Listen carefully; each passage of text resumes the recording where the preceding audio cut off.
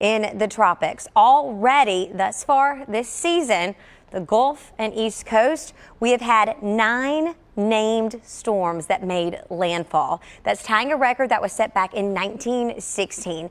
And of course, now we've got Delta already making that first landfall around Cancun. And there's going to be another landfall across the U.S., shattering a record over 100 years old.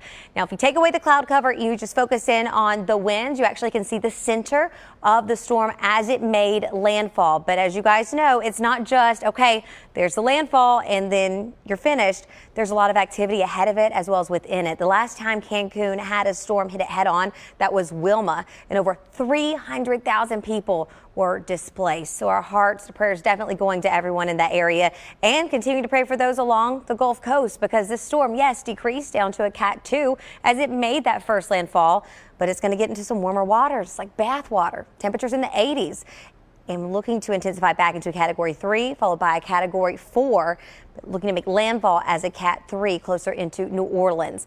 All that moisture is going to wrap its way around, and we'll see some rain and some gusty winds in our own backyards. Here's a look at the forecasted radar model. It's indicating making that landfall tomorrow closer into New Orleans. Of course, this isn't the gospel, but it gives us a good indication of the location and the time, right around dinner.